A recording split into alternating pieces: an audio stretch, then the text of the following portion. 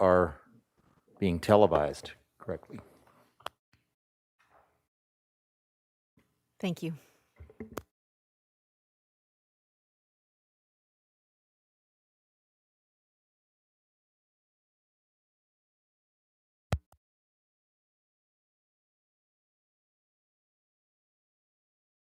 Sounds like our past city council meeting where we lost internet in the valley Monday night.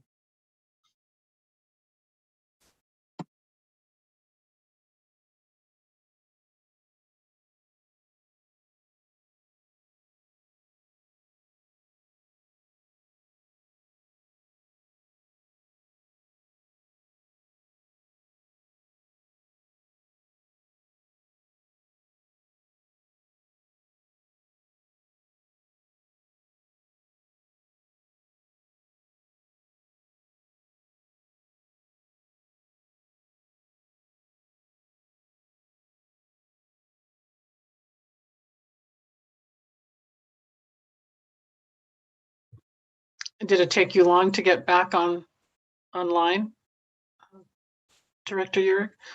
We actually had to cancel. We had to move what we had left to this coming Monday, which, oh my gosh, what an agenda this Monday. Fortunately, we were at the end, so we only had to move one item.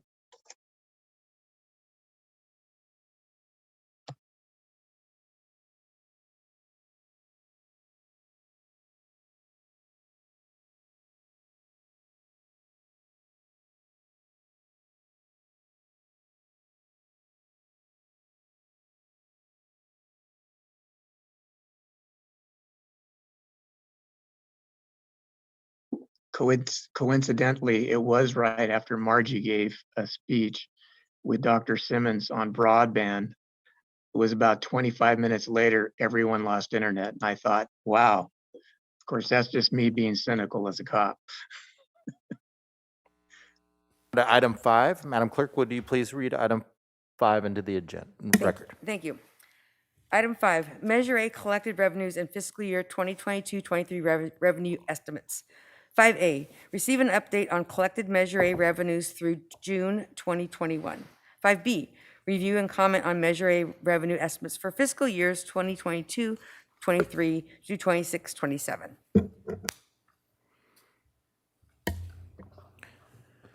So I guess your presentation.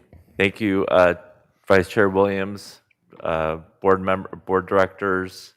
Good morning. My name is Sarkis Kachak, Director of Programming with SBCAG. I'm joined today by my colleague Jackie Mata of the programming team and Mr. Ken Brown of HDL.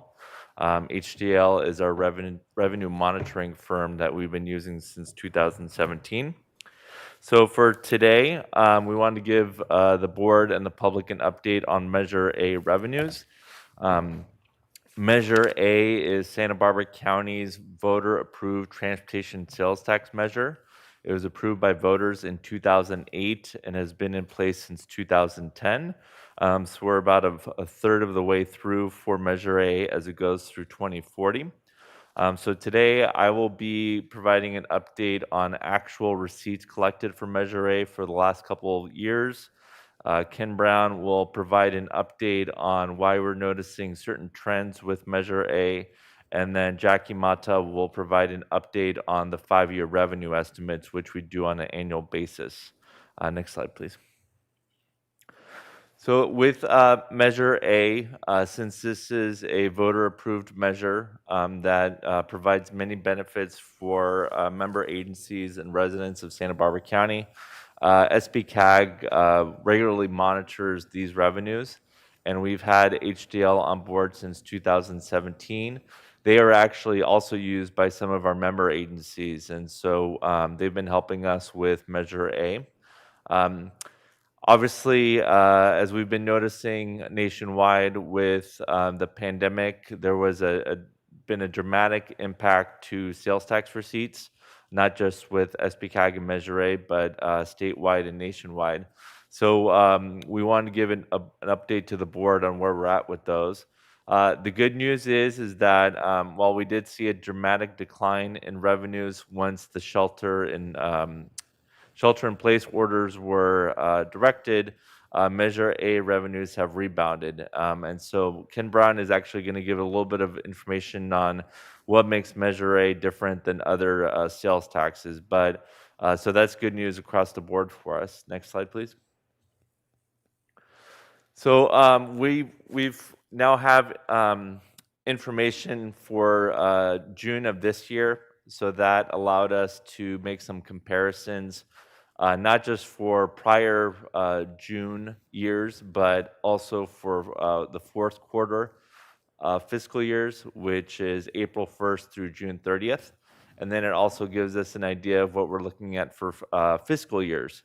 So rather than just looking at how revenues fared once the pandemic hit, but we also wanted to make a comparison to even the pre-pandemic to give you an idea and some context. And so for just looking at the month of June isolated, in June 2021, we collected $4.8 million. That is the highest June that Measure A has ever collected. So that's good news.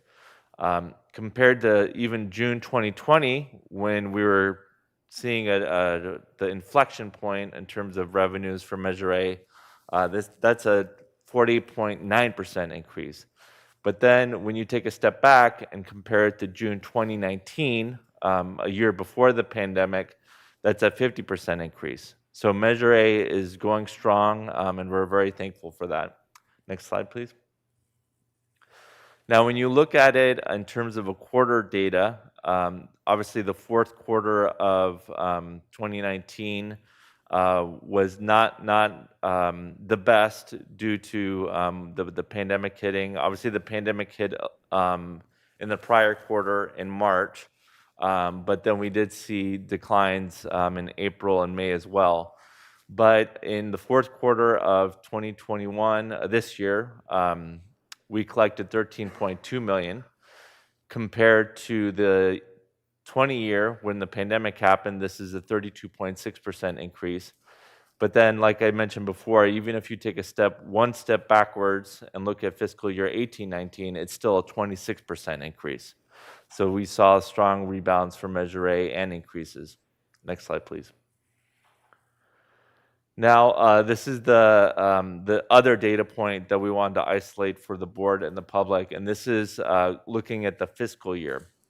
So for fiscal year 2021, which is the fiscal year that just ended, we collected $46.3 million. That is the highest ever for not just Measure A, but Measure D. When Measure A was passed, we were projecting annual revenues at about $35 million per year. And now we're at $46 million. Obviously, we're walking through this cautiously and optimistically, but we are being mindful of where we're at, given a variety of factors. But Measure A is seeing strong gains on an annual basis. So compared to 1920, where we saw the pandemic, that's a 14.6% increase. But even compared to fiscal year 18-19, it's almost 11% increase. So 2 years ago, we were noticing 11% increase. Next slide, please. This chart here gives you an idea of what we're looking at. And so that first triangle is the third quarter of 18-19, or about a year before the pandemic and shelter in place took effect. The second arrow shows you when the shelter in place order did take effect. So you see the dramatic decline in revenues. But then since then, we've been noticing dramatic increases. And that's the third arrow there shows you the third quarter of 2021. And even since then, we've been noticing an increase in revenues. So this is good news, obviously, not just good news for SBCAG with regional projects, but it's also good news for our local partners and our transit partners. As Measure A revenues are distributed on a percentage basis. And so for our local member agencies, that revenue actually comes in monthly. So once we have the actual figures and we do some deductions for Measure A that are in place, then those revenues go directly to our local partners. And so we're excited to see that Measure A did rebound and continues to grow. Next slide, please. So why? Why is this all happening? Obviously, once people were in their homes and couldn't go shopping in store, they went more to online sales. And so we did see a gain in online sales, which is helping with this. There were also a couple factors. In 2018, the Supreme Court made a decision called the Wayfair decision. And so that for us is benefiting us with our collection of sales tax receipts. We're not a Bradley Burns tax, we're a district tax, and so Mr. Ken Brown will go over that. And so we're trying to figure out a way to show you how we're different than a Bradley Burns tax, but what we came up with is that if somebody in, say, the city of Santa Maria or Santa Barbara buys a television online, whether it's Best Buy or Amazon or another source, SBCAG as a district tax collects those revenues. However, compared to a Bradley Burns tax, those are then allocated to the jurisdiction where the purchase or where the TV is coming from. And so if somebody's buying a TV and the TV is coming from Riverside County with the Bradley Burns tax, the local Bradley Burns tax does not see that revenue. So we have Mr. Ken Brown with HDL on. I believe can you confirm he's on? Okay. And so he's just going to give us a little bit more information on what makes Measure A different than other taxes. Yeah, thank you, Starks. I think you stated it really well. I mean, the bottom line is basically with the district tax is you get direct credit for any of the purchases that are made online from your residents that are then delivered into the county. But that's not always the case with what we call the normal or the Bradley Burns sales tax that jurisdictions typically receive, like cities and counties, for example. And that's allocated in a little different manner where sometimes that money can get diluted. As opposed to where with the district tax, it comes directly to the county for those purchases made online by the residents. Thank you, Ken. And so now if we can go ahead to the next part of the presentation, which will be provided by Jackie Mata.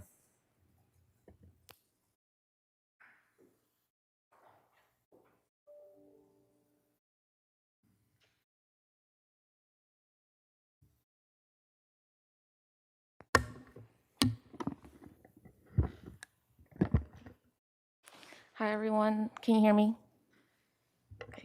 So my name is Jackie Mata, and I'm in the programming division. So some background before getting into this slide is that SBCAG staff prepares 5-year revenue estimates that are used annually by SBCAG and local agencies to develop the Measure A program of projects, or the POP. And staff has developed the revenue estimates for fiscal years 22-23 to 26-27 for review and comment with the estimates provided by SBCAG's revenue analysis consultant, HDL. So the attached tables in your staff report in attachment D provide projected revenues, and for fiscal year 22-23, this shows 51 million in revenues, and this represents a 3.2 increase compared to fiscal year 21-22. So the 5-year revenue projections being presented take into consideration the following factors. So this is information from previous years that affected these 5-year revenue estimates. So for fiscal year 2021, tax proceeds increased 15% on a cash basis compared to the previous year, which had been impacted by the COVID-19 and shelter-in-place order. For fiscal year 21-22, sustained sales tax growth is anticipated through the end of the 2021 calendar year, beyond the initial rebound enjoyed in fiscal year 2021. And then for fiscal year 22-23, a Deceleration toward trend levels of growth and inflation is expected as the Federal Reserve tightens interest rates and as supply chain problems resolve. And then for fiscal year 23, 24, and the years beyond that, we see a return to normal. And then lastly, for this slide, just to clarify, these amounts in the table shown in the slide, it shows total receipts of revenue estimates, not the allocated amount to agencies. Next slide. So as part of the Measure A strategic plan, SBCAG plans to move forward with a TIFIA loan now that the construction of the 101 HOV project is underway. So this will be required to continue annual apportionments of the local street and transportation improvement and transit funding while constructing the segments of the 101 project. So debt service estimates have been incorporated in Table 1 of Attachment D, and this assumes a TIFIA loan of $70 million beginning in fiscal year 21-22. The borrowing amount and debt service estimates are the most conservative approach for now, with the possibility of being revised slightly downward. Next slide, please. And then lastly, I will go over the schedule. So the estimates were presented to TTAC earlier this month, and they're scheduled for approval at next month's board meeting. Local POPs, or the local program of projects, from local agencies are due to SBCAG by February 28th. And then in March, we will review the POPs and present the draft Measure A program of projects in April with board approval on May 19th. And that concludes our presentation. We'd be happy to take any questions. Any questions from the board?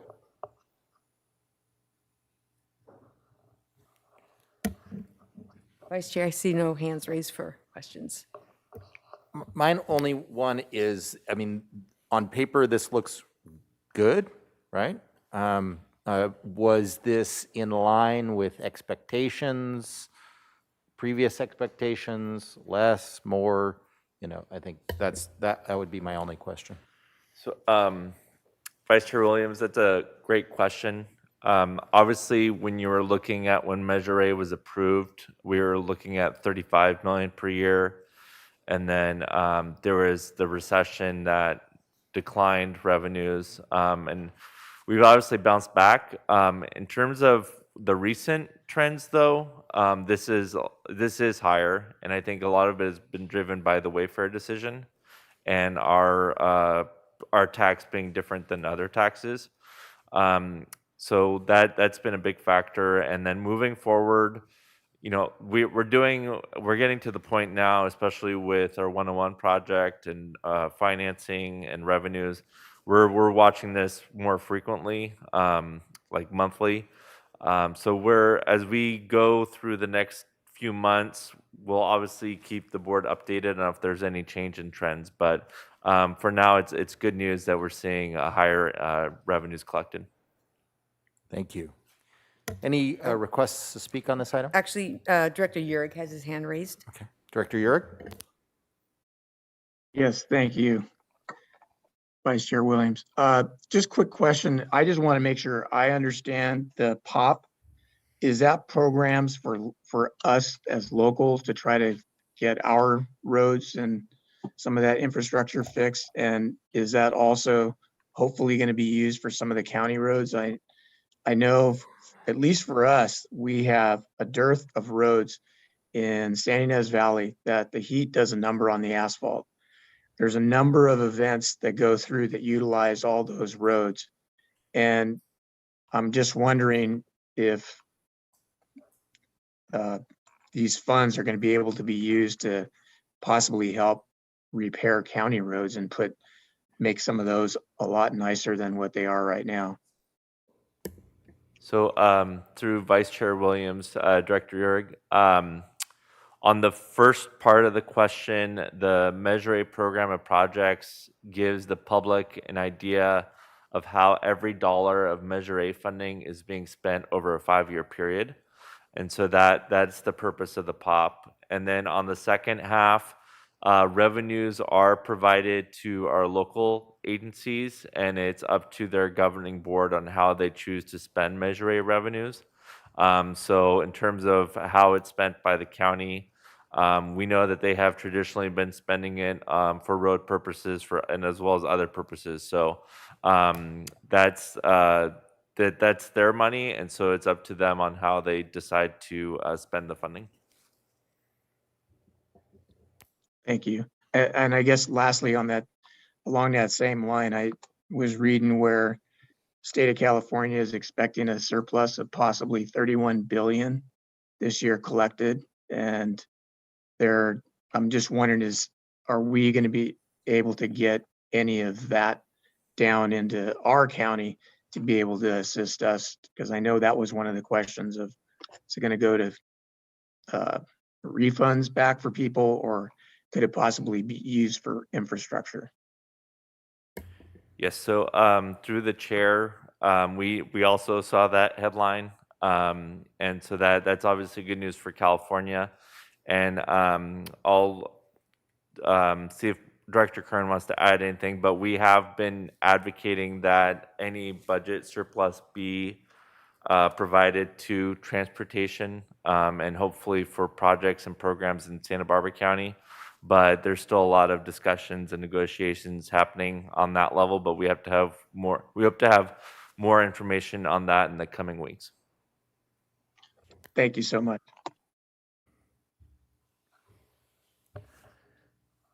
Any other questions from board members? Vice Chair, I see no hands raised, and I've seen no requests for public comment. Well, then there's no action required on our part, so we'll go on to item 6. Thank you. Item 6, Census 2020 Summary. 6A, receive a presentation on the initial analysis of the Census 2020 redistricting file release. 6B, receive and file the Census 2020 Summary, initial analysis of the Census 2020 redistricting file for the Santa Barbara County Region document. Vice Chair Williams, this is Brian Breslin of SBCAG staff. I'll do the presentation of the 2020 Census redistricting file. This is a limited release of census data. There'll be additional data released next year from the 2020 census. This August, we issued a press notice when the first population estimates were first released, and that went to local jurisdictions as well. And this report also went to the advisory committee, SBCAG Advisory Committee. And again, we'd like to take an action to receive and file this report to be released to the public and other stakeholders. This slide shows the Santa Barbara County population. Fairly consistent growth. It shows it from 1940 to 2020. However, more short term, I'd like to note that the Department of Finance recently came out with its 2021 estimates, and it was fairly publicized in the news that the state population declined, as well as Santa Barbara County population declined. So it's something to keep our eyes on. The population may not be increasing over the next 5-year period, depending on what happens with current trends that are basically fairly new with net outmigration in the state of California.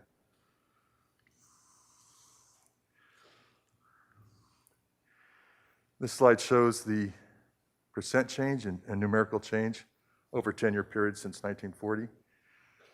On the left side is the percent in the orange, and the blue is on the right side. As you can see, it's overall over time, basically on reducing the percent change and numerical value of change over time. The growth drivers, just to put in perspective, are natural increase of the population. So there's 5,000 births and 3,000 deaths. So there's about a 2,000 net increase. That's pretty consistent. The real factor that changes is net migration. So that's been averaging plus or minus 1,000.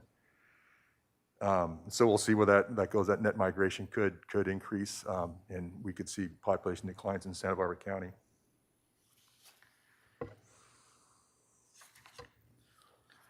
The slide shows the annual average percent change and the percent of Santa Barbara County's population relative to the state.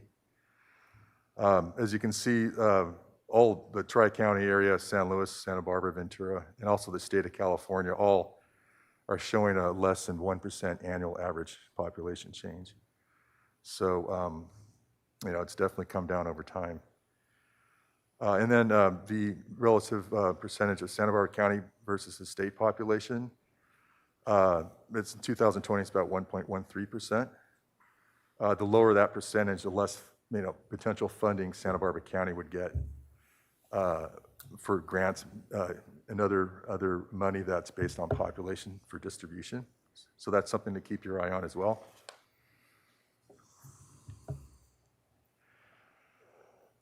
This slide shows some population comparisons with San Luis Obispo, Ventura, and the state. Ventura County is approximately twice the size of Santa Barbara County, just to give a relative sense of size there, and then San Luis is the smaller of the three counties. As far as percent change goes, Santa Barbara County, was closer to the state of California in terms of percent change. Ventura County, much less.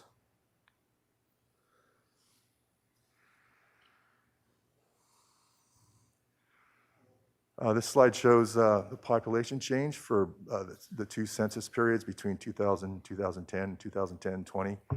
I thought was kind of interesting because the change is so different. Of course, in that 2010 period, we had a recession, so we actually had some negative growth in cities in the South Coast, for example, Carpentry and Santa Barbara.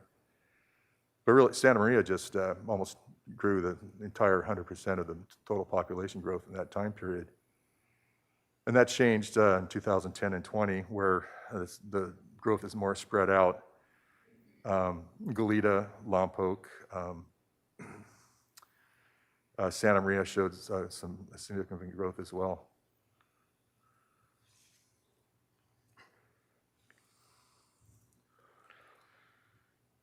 The slide shows the percent of countywide population. Santa Maria is picking up more of the percent of the proportion of the county population, and Santa Barbara is getting less. So that's basically the major changes in terms of proportion of countywide population. Santa Maria continues to represent a larger proportion of the population of the county. Also of interest, the North-South Coast population, North County South Coast population split. North County is Gaviota to the San Luis Obispo County line. So North County continues to increase in its proportion of total population from 52% in 2010 to 54% in 2020. So again, that has relevancy in terms of funding based on population distribution.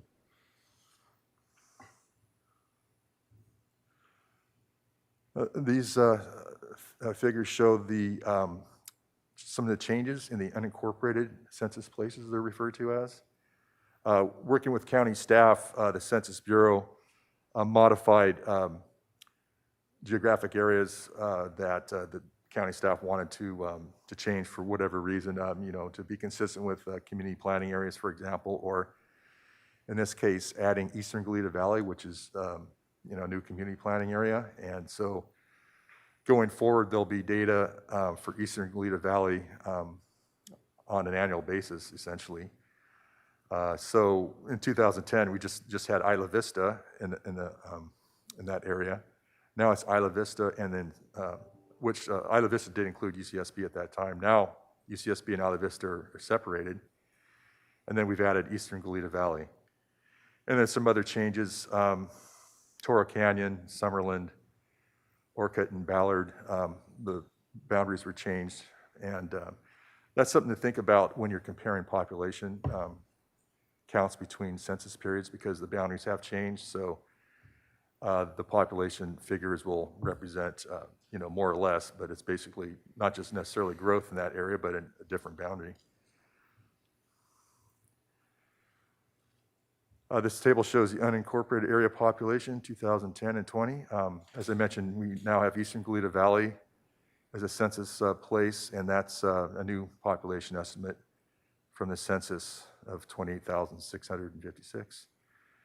And as I said, Isla Vista and UCSB are now separate places, so there's estimates for those. Isla Vista 15,500 and UCSB 9,710. And as I mentioned, Summerlin boundaries changed to some extent, so you're seeing a population decline there. Montecito, there was that debris flow that took out some housing units and population. And that the boundaries of Montecito didn't change significantly. So, and also mentioned Ballard and Orchid as well. So keep that in mind when you compare population between census periods, the changing boundaries. And we also have the housing unit change between the two 2010 and 20 census. Numerically, we have the largest change in the housing units in Santa Maria, city of Santa Maria, and then also Goleta comes in second there. Percentage-wise, Guadalupe had the largest percentage change, 12.3%, and Goleta follows closely with 10.2%. And also the housing unit count now for Eastern Goleta Valley is 10,600. And then we have the Summerlin Montecito area, which Summerlin lost some area in the geographic boundaries. So countywide, there's a 3.6% in housing units according to the census.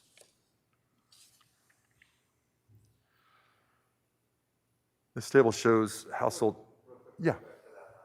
Sure.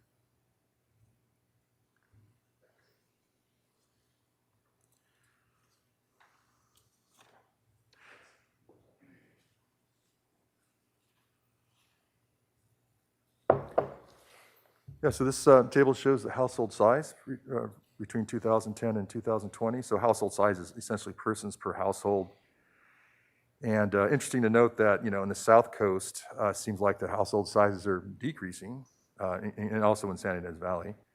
And Guadalupe, Lompoc, and Santa Maria, they're either remain the same or increasing, especially in the city of Santa Maria, that increased by 0.1.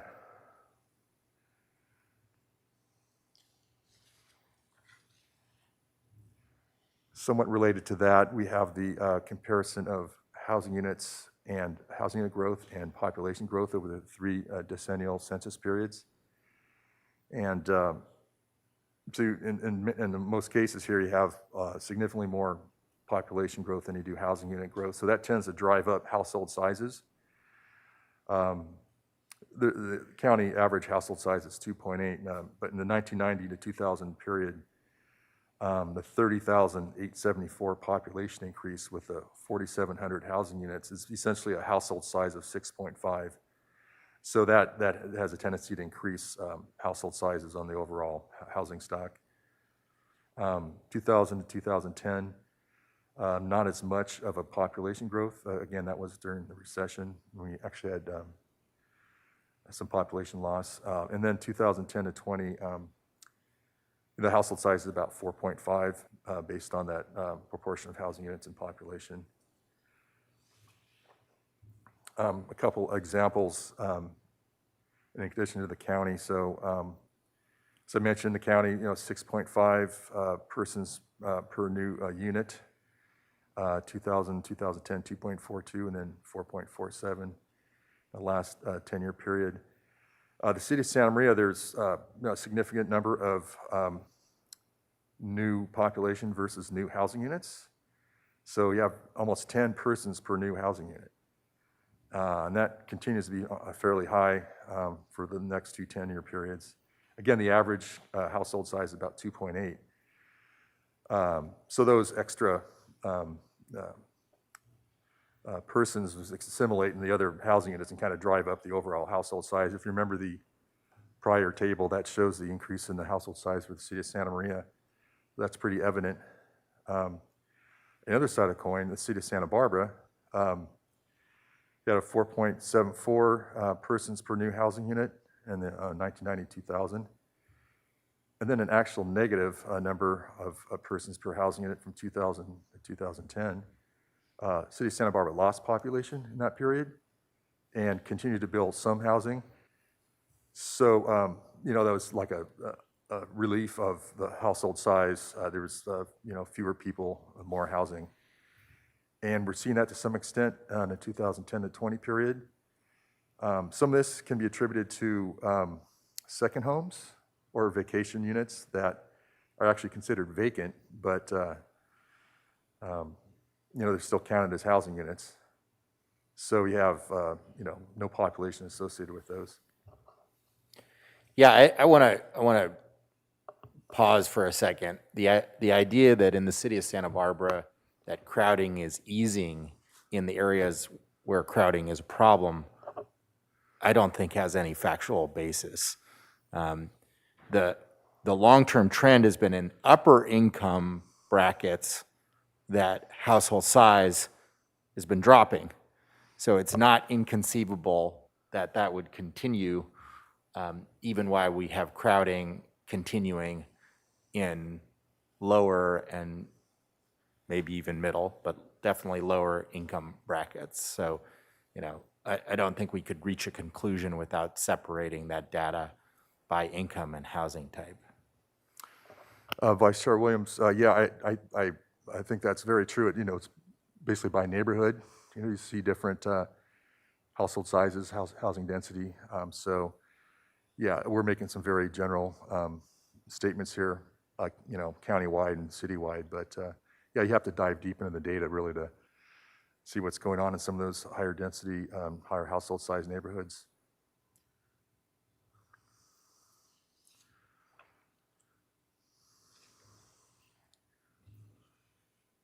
Then we have group quarters population. Group quarters are facilities where unrelated individuals live that provide some services, general definition. And not surprisingly, you see Santa Barbara has the largest percent of that. There's 20,699 countywide, followed by unincorporated Santa Barbara County, and then the city of Lompoc, which has a federal penitentiary.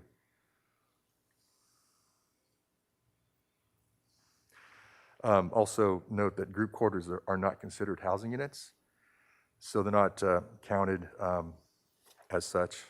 And then we have race and Hispanic origin. In 2010, the Hispanic proportion of the population is 42.9, and by 2020 increased to 47%, while the white population decreased percentage-wise. So that's a continuing trend. The other racial groups remain essentially the same in terms of percentage.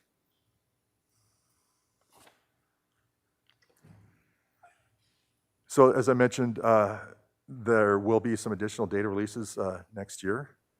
The Census Bureau is not too precise about the dates because they're dealing with a lot of issues related to the pandemic and others.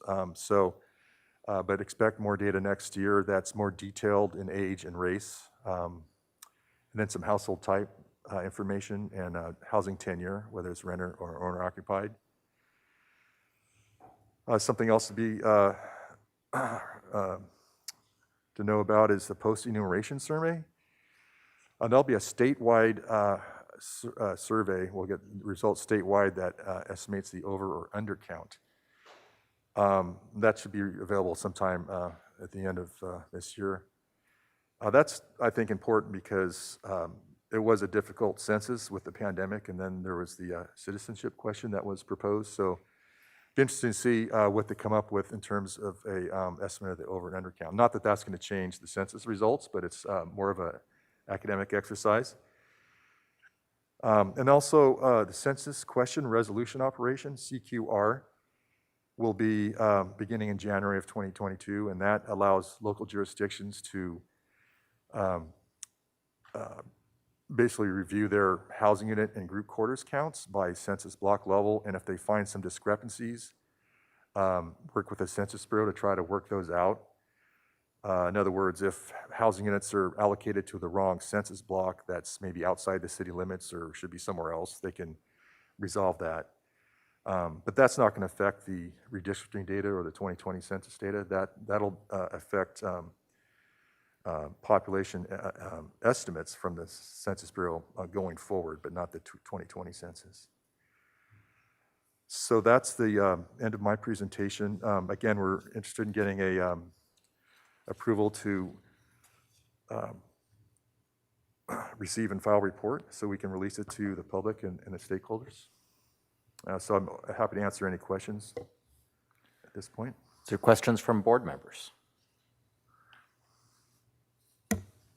Vice Chair Williams, I see no hands raised from the board members. Any requests to speak from the public? We have no public comment requests from prior or today.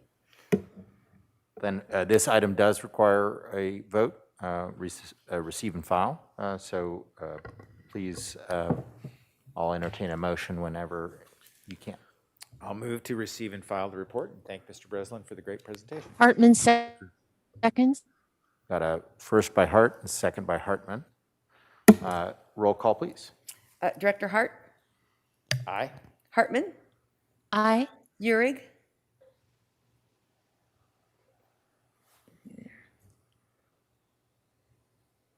Aye. thank you. Sorry. That's okay. Waterfield, Aye. Kasdan, Aye. Clark, Aye. Murillo, And thank you for the presentation. Sierra, Aye. and Vice Chair Williams. Aye. Motion passes 9-0. We will now go to 1-minute reports. Do any of you have 1-minute reports?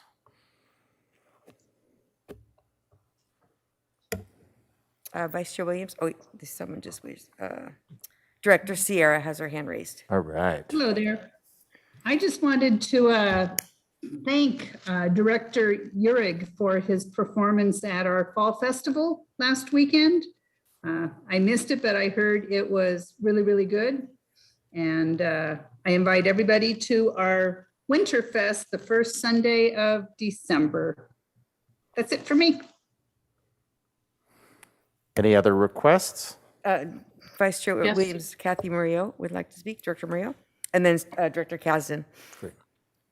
Let's take a 1-minute report from the city of Santa Barbara. Mayor Maria. Thank you so much. We're really excited about our State Street master planning process, and the council just had an update from staff and the chair, Dave Davis, about their progress. And so this involves transportation and housing. We're looking at keeping State Street closed to car traffic. And so, you know, what does that mean for bicycle accommodation, pedestrian, entertainment, children's activities? So stay tuned for the progress on State Street. And then also related to housing, we're responding to SB 9, and I'm hoping we'll get to a balanced place of biggest concern seems to be too much density in the super high fire areas, but we sure need housing. So looking forward to finding that balance. Thank you. And then we'll take a 1-minute report from the city of Goleta. Councilmember Kasdan. Yeah, basically, I just want to thank Caltrans. We worked with them to clean up encampments near Maravilla on Calle Real, and they were very helpful. And I look forward to, they've been really great at coordinating with us lately, and looking forward to further work, further agreements on encampments, both agreements and actual physical removal of debris and so forth. So it's just going well, and I look forward to more progress on it. Thank you. And I will give one as well. People have been asking me and my colleagues about when does the mask mandate go away?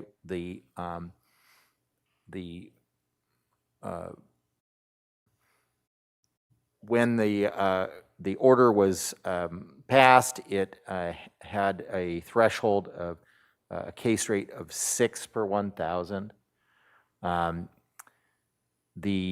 Our case rate has hovered for the past 3 weeks at about 9 per 1,000. Though it is important to say that our case rate among unvaccinated individuals is 3 per 1,000, and our case rate among, our case rate among vaccinated individuals is 3 per 1,000, and our case rate among unvaccinated individuals is 18 per 1,000, underscoring the advantages of vaccination. Our threshold is not all that different from other neighboring counties. Even the very conservative board in San Luis Obispo has a case rate of 7 per 1,000, I believe, for a 2-week period. We want to get to 6 for a 3-week period in our numbers. But in any case, we're not there yet. So just take precautions into account for the holidays and keep on getting your friends to get vaccinated, because it obviously makes a difference from that difference in numbers. Thank you. Any other 1-minute reports? Vice Chair Williams, Director Yurig would like to speak. Director Yurig.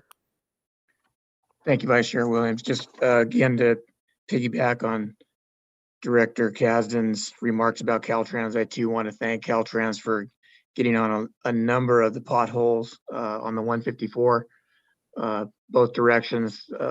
I know us as commuters, we really appreciate that. And thank you for getting on that as requested. I was fortunate this past week to participate in a number of Veterans Day events. We had one in Solvang, a couple in San Ynez, including the Veterans Day Parade. And I was honored to be with Sheriff Brown in that parade. And then lastly, also, as Chair Sierra had mentioned, they had a great event over in Buellton, their fall festival, and I think it was a great event to have it over there. Worked really well according to the Chamber of Commerce as well as their organizer, and I look forward to being able to play over there more often. So thank you, Chair Sierra, for allowing me in your city. That's it. And thank you for that reminder about Veterans Day. We had an incredible celebration at our Memorial Gardens, and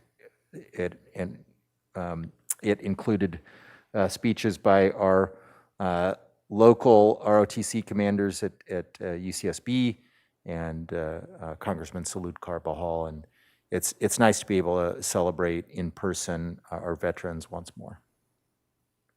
Let's go to item 8, unless there's another raised hand on 7. I see no further hands raised. Let's go to item 8, our Executive Director's report. Thank you so much, Vice Chairperson Williams and members of the board. I want to let folks know I've consulted with the proposed new board chair to host a board workshop in January, immediately following the regular board meeting.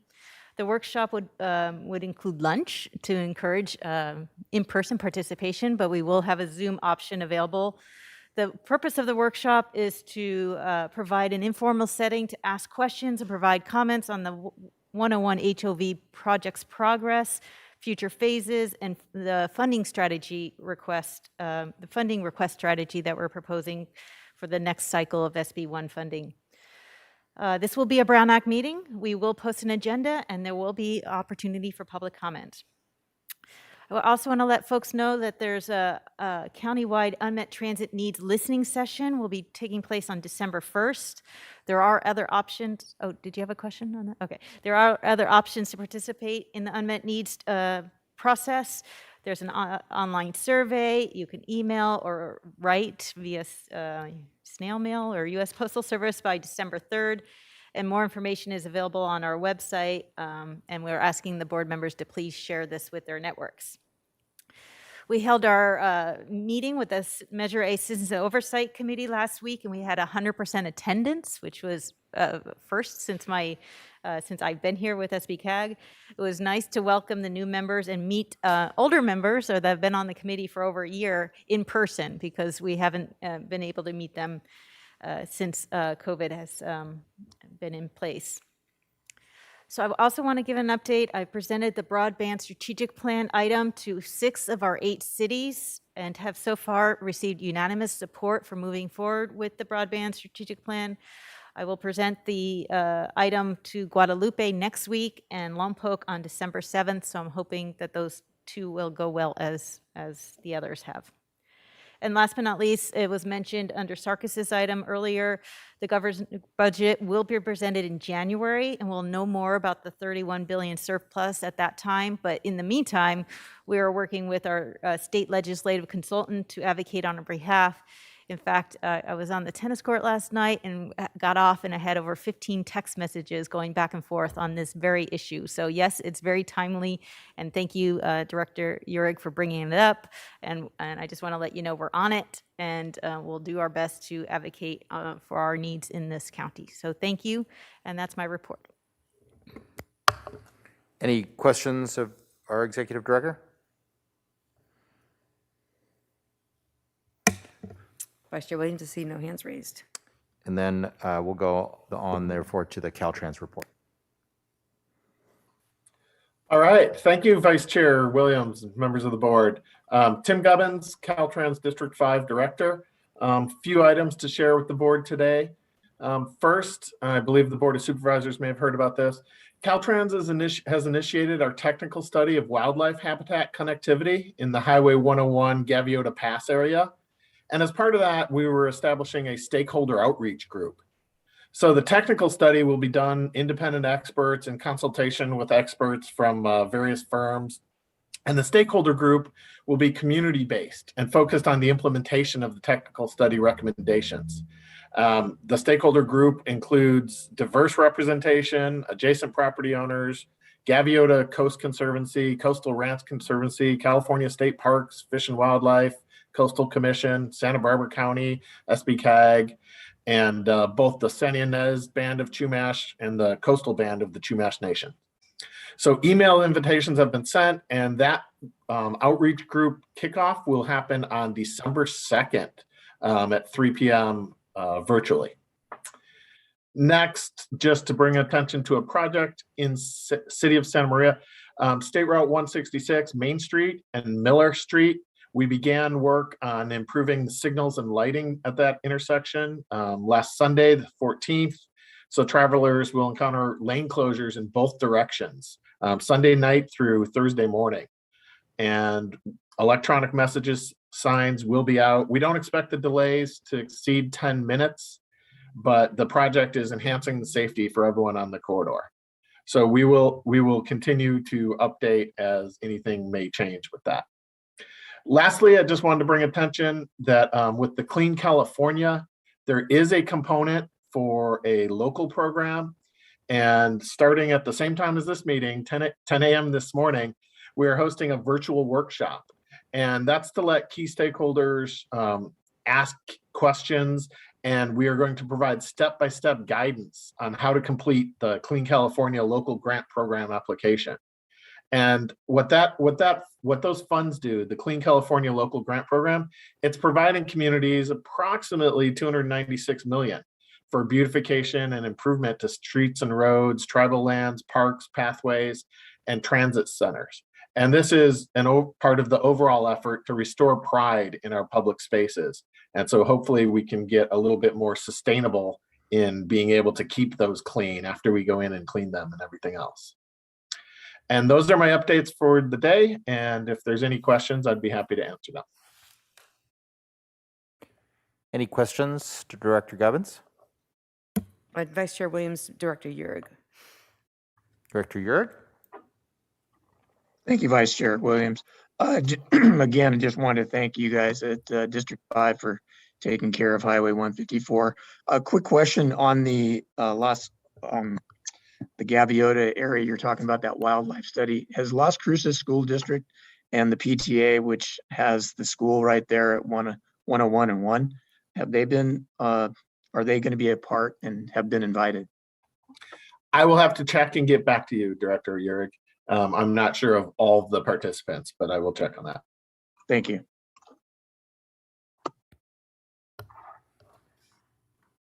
Any other questions from directors? Thank you, Director Govins. We really appreciate your attendance and all the participation of your staff. Thank you. Okay, committee reports. Director Hart. Thank you, Mr. Chair. The LoSAN board met on November 15th, and the items of most importance, I think, to talk about was working on the annual business plan, and within that was some information about ridership. Prior to the COVID-19 pandemic, ridership in the Pacific Surfliner corridor was around 270,000 passengers and dropped to virtually none, when the COVID-19 pandemic shutdown occurred, and has now rebounded to about 100,000 passengers. So there has been a very, very large percentage growth, obviously, from that floor, about 350%. But ridership is still significantly down from the previous benchmarks prior to the pandemic. That's typical across the country, and it is actually a very similar percentage to national Amtrak ridership across the country, which is down about 60%. So we are tracking, on a similar path. One of the big impediments to growing ridership in the corridor has been the lack of equipment. Amtrak redistributed some of the train sets that we use in California to other parts of the country, and the LoSAN board and management leadership are trying desperately to get that equipment back so that it can come into service and we can increase ridership, because there are passengers who want to take advantage of the train as folks are moving around more. One of the other things that was a good outcome of the pandemic and the reduced schedules was obviously train on-time performance increased significantly above 90%, I think as high as 95%. And as we have been adding back service, unfortunately, because of conflicts with freight and other passenger trains, on-time performance has begun to slip again, from about 85 or 90% 3 months ago down to 85% this past month. But the LoSAN staff are working with the host railroads to try and improve on-time performance. It's one of the key indicators and is critically important to growing ridership. So things are beginning to come back, and hopefully soon there will be additional service as more trains are available. That's my report. Any other reports that I might not be aware of? We have no other reports. Okay, so do we need to approve the TAC Advisory Committee meeting minutes? No, No, those are information only. Great. So we have that for information if you're curious. And so with that, I will adjourn this meeting to Thursday, December 16th at 10 a.m. Thank you so much.